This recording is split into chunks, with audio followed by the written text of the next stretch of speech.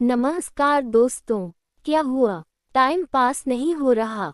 तो आइए, मैं आपको सुनाती हूँ एक रोमांचक कहानी, एक मज़ेदार कहानी। अगर आप हमारे चैनल पर नए हैं, तो इस कहानी का आनंद लेते हुए आप हमारे चैनल को सब्सक्राइब कर सकते हैं, लाइक और शेयर भी कर सकते हैं।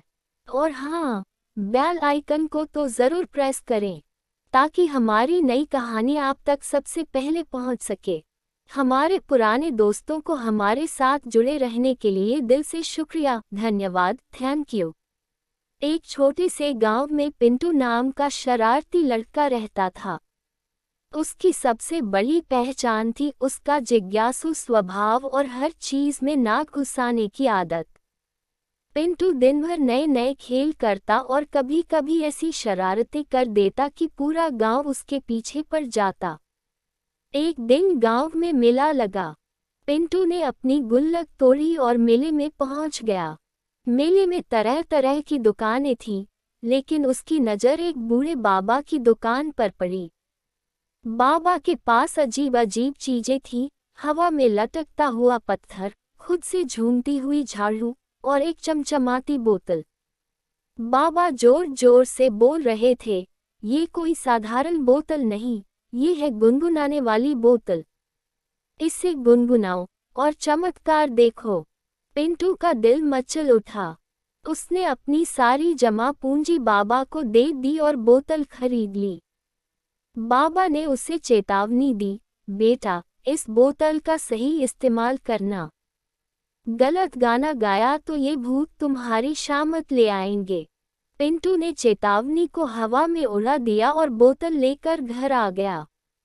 घर पहुंचते ही पिंटू ने बोतल का ढक्कन खोला और गुनगुनाया, हमसे पंगा मत लेना। अचानक धुआं उठा और एक मोटा तगड़ा भूत प्रकट हुआ। भूत डरावना दिखता था, लेकिन उसकी हरकतें एकदम बेवकूफ़ी भरी थीं और उसके शरीर से बिल्कुल उल्टी। भूत ने कहा, मुझे डराने वाला काम मत दो, मुझे तो सिर्फ मस्ती करनी है। चलो, कुछ मजेदार करने को बोलो। पिंटू को पहले तो डर लगा, लेकिन जल्दी ही उसे मजा आने लगा। उसने भूत से कहा, मेरे सारे होमवर्क कर दो। भूत ने उछल कर कहा, होमवर्क? ये तो मेरी ड्यूटी में नहीं आता। लेकिन चलो, तुम्हारे स्कूल में आज मस्ती कराते हैं।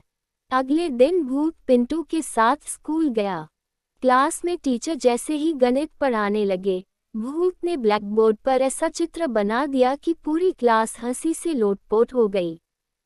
पिंटू के दोस्त अब उसे मजेदार मास्टर कहने लगे। अब पिंटू ने बोतल का और इस्तेमाल करने की सोची। उसने फिर गुनगुनाया, तू चीज बड़ी है मस्त मस्त। इस बार एक दूसरा भूत आया। पिंटू ने मजाक में कहा, मेरे लिए एक ऊंट लेकर आओ। भूत ने चुटकी बजाए और पूरे गांव में ऊंट दौड़ाने लगा।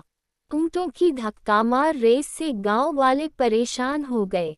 सरपंच पिंटू के घर आए और बोले, तेरा ये ऊंट तांगे पर चढ़ गया है, इसे संभाल। पिंटू को अब इस भूत की मस्ती समझ आ चुकी थी। उसने सोचा कि इसे जल्दी से बोतल में बंद कर दे। अगले दिन पिंटू ने बोतल का ढक्कन फिर से खोला और गुनगुनाया, चिटियां कलाइयां वे। इस बार एक रंगीन भूत प्रकट हुआ, जो डांस का दीवाना था। आते ही उसने अपने बाल झटके और कहा, चल नाच दिखा मेरे को।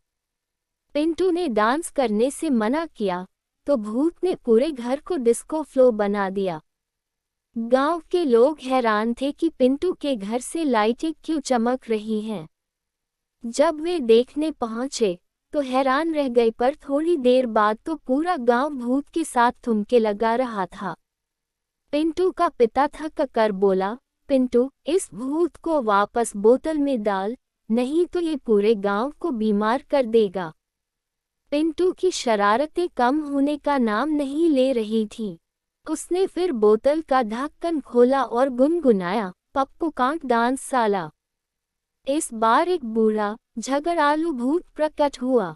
उसने आते ही पिंटू के कान खींचते हुए कहा, तूने मुझे क्यों बुलाया? मैं सो रहा था। यह भूत गुस्सैल था और हर किसी पर चिल्लाता रहता था। उसने गांव के बच्चों को पढ़ाई करने का आदेश दिया और बड़ों को झाड़ू लगाने पर लगा दिया। पूरा गांव पिंटू को कोसने लगा। सरपंच ने कहा, पिंटू, या तो इस भूत से छुटकारा पा या हम तुझे गांव से निकाल देंगे। पिंटू अब डर गया था। उसने सोचा कि बोतल को वापस बेच देगा, लेकिन बेचने से पहले उसने आखिरी बार गुनगुनाने की ठानी। उसने गाया, बदमाश दिल। इस बार सबसे मजेदार भूत निकला। वह आते ही ठहाके लगाकर हंसने लगा। भूत ने कहा, बेटा, तुमसे बड़ा बदमाश मैंने नहीं देखा। तुमने मेरे बाकी भाइयों की नाक में दम कर दिया है। चलो, अब तुम्हें एक तोहफा देता हूँ।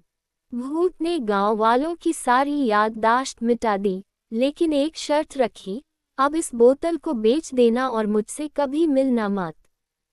पिंटू ने जल्दी से बाबा को वह बोतल लौटा दी, लेकिन पिंटू की शरारतें यही खत्म नहीं हुई। गांव वाले जब भी किसी उटपटांग घटना का जिक्र करते, पिंटू सिर्फ मुस्कुराता और मन ही मन सोचता, गुनगुनाने वाली बोतल का राज सिर्फ मुझे पता है। एक छोटे से कस्बे में रामदीन और श्यामलाल की एक छोटी सी किराना दुकान थी। रामदीन थोड़ा सुस्त और आराम पसंद था, जबकि श्यामलाल हर समय दुकान की बिक्री बढ़ाने की सोच में लगा रहता था। एक दिन दुकान के एक कोने में सफाई करते हुए श्यामलाल को एक पुरानी सी बोतल मिलती है। बोतल पर लिखा होता है, अपनी मनपसंद राग में गुनगुनाएं और पाएं अपने सपनों का साथी। श्यामलाल सोचता है कि इसे आजमाना चाहिए। वह बोतल का ढक्कन खोलता है और गुनगुनाता है, जब कोई बात बिगड़ जाए। तभी अचानक धुआं उठता है और उसके सामने एक छोटा सा भूत प्रकट होता है। भूत हंसते हुए कहता है, क्या सेवा करूं आपकी, हुजूर। श्यामलाल की तो खुशी का ठिकाना नहीं रहता। वह भूत से कहता है कि दुकान की बिक्री बढ़ाने में मदद करो। भूत एक इशारा करता है और देखते ही देखते दुकान में भीड़ उमड़ पड़ती है। श्यामलाल खुश होता है और रामदीन को बुला लाता है। रामदीन यह देखकर हैरान रह जाता है। अब वह भी गुनगुनाने की ठान लेता है। रामदीन गुनगुनाता है, आंटी पुलिस बुला लेगी। और अचानक एक दूसरा भूत प्रकट होता है। वह आते ही कहता है, क्या है भाई, मुझे तो ऐसे बुला लिया जैसे किसी पुलिस को बुला रहे हो। बताओ, क्या चाहिए। रामदीन कुछ बोल पाता उससे पहले वह भूत दुकान का पूरा हिसाब किताब लेकर बैठ जाता है और कहता है, पहले हिसाब मिलाओ, फिर मांगे रखो। अब रामदीन और श्यामलाल हक्के बक्के रह जाते हैं। पहले भूत ने तो दुकान में भीड़ बुलाई थी, लेकिन यह वाला हिसाब किताब में घुस गया। अगले दिन दोनों मिलकर एक बार फिर गुनगुनाते हैं, आई ओ मेरा दिल ना तोड़ो।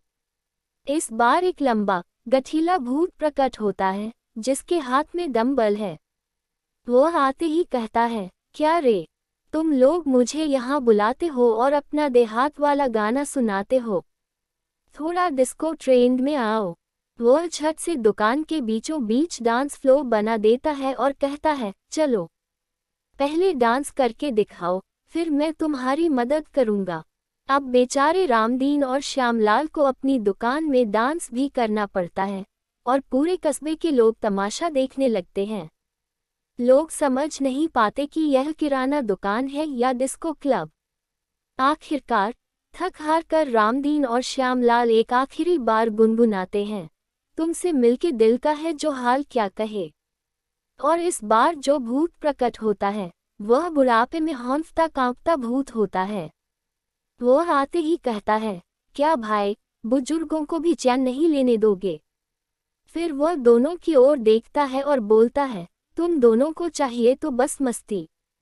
दुकान चलानी है या तमाशा बनना है, अपनी दुकान पर ध्यान दो। यह सुनते ही रामदीन और श्यामलाल को अपनी गलती का एहसास होता है। आखिर में दोनों उस गुनगुनाने वाली बोतल को उठाकर कस्बे के कूड़े में फेंक देते हैं और कसम खाते हैं कि अब कभी गाने गुनगुनाकर भूत नहीं बुलाएंगे। उस गुनगुनाने वाली बोतल को तो सब भूल गए, लेकिन कस्बे के लोग आज भी उन दोनों को डिस्को वाले दुकानदार के नाम से चिढ़ाते रहते हैं।